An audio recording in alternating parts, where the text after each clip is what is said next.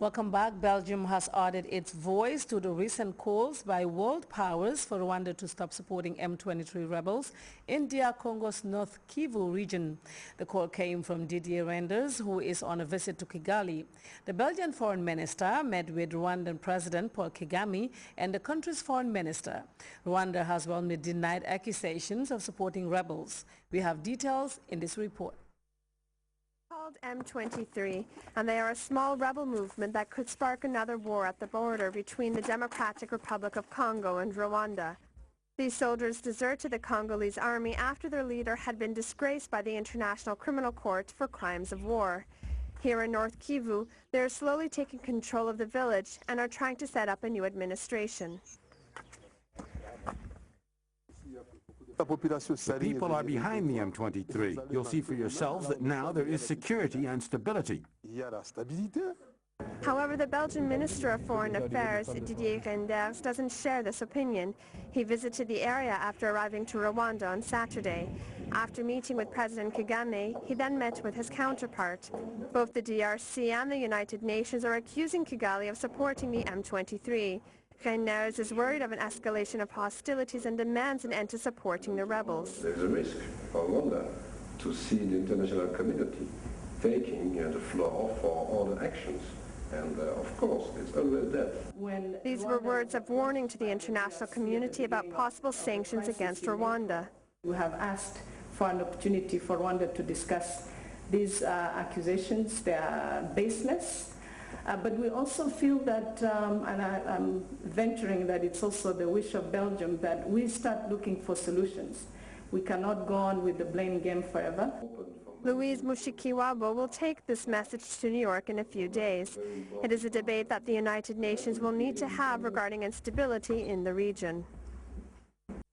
Syria has suffered from one of the deadliest weekends yet in the 17-month conflict. The opposition reports 700 deaths, and now a regime helicopter has been reportedly shot down in Damascus suburb. Syrian activists say the rebels shot down the helicopter in revenge for a massacre in the Damascus suburb of Daraya. Mass burials took place there on Sunday. Further north, in the city of Aleppo, activists have also reported shelling and shootings. CNN's Nick Patton-Walls has been with the fighters, and he experienced the dangers they faced firsthand. With Syrian rebels around Aleppo, hunted from above by merciless government jets.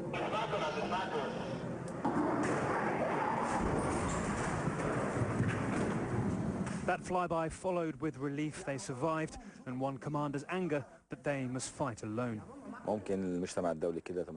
Maybe the outside world pities us, he says, but until now we don't see any help. We need a no-fly zone and weapons, then just a battalion of us can finish this. Even though they say 2/3 of Aleppo supports them, they switch off headlights for the journey into a city that President Bashar al-Assad knows he must hold if he's to cling to power. Allahu Akbar! Allahu Akbar! They are young and cheered along. They have the will, but not a unified way ahead. Well, the rebels we're travelling with have stopped to radio ahead to the unit in the next town to be sure that when they arrive, they don't open fire upon them. A real example about how patchy coordination and communication can be between these two rebel units. Allahu Akbar! Allahu Akbar! We drive down a main road that locals tell them is safe in pitch black in case jets fly above. But ahead, Assad's forces lie in wait, opening fire with machine guns and grenades. Go. As we're moving down the road in towards Aleppo, our lights off, we took incoming fire. Seemed to have had an RPG shot at us, and now everyone's staying very low and trying to work out what the next best move is, keeping all the lights off.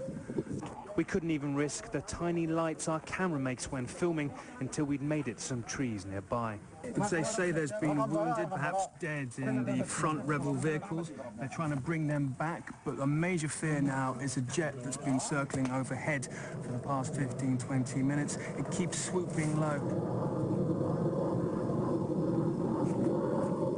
Their intense fear of not knowing if a bomber above can see them.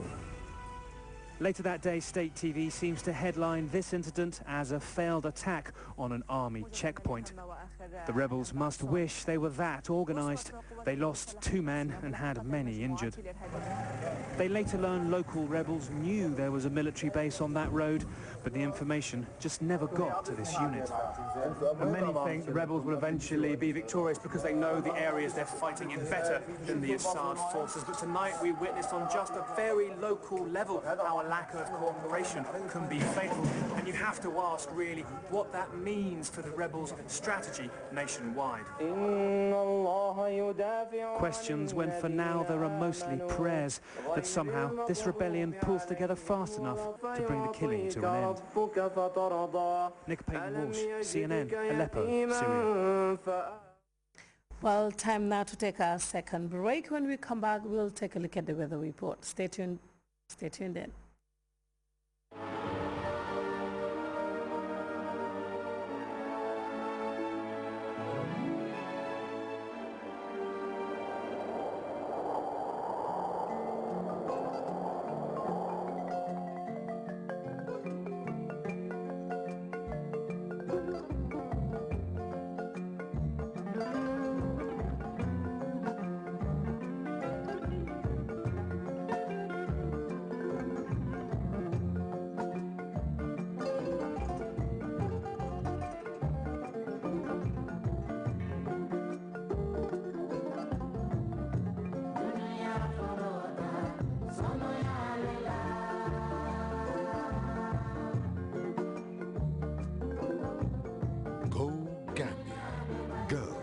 Discover the smiling coast of Africa.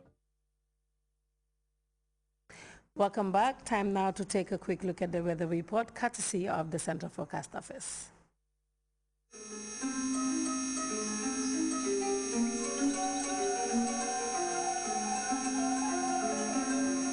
The source assures us of a continuous flow, and from there, everything follows.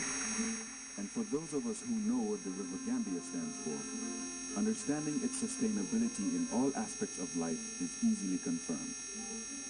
The River Gambia provides nutritious delicacies as food, while it provides its wildlife a balanced ecosystem. This river, as a sanctuary, is committed to its inhabitants' needs without ceasing.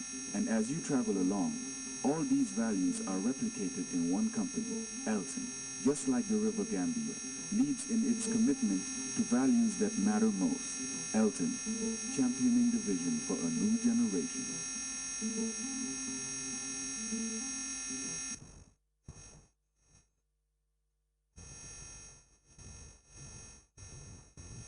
Good evening and welcome to the weather news, beginning with a summary of the weather during the last 24 hours, followed by the forecast.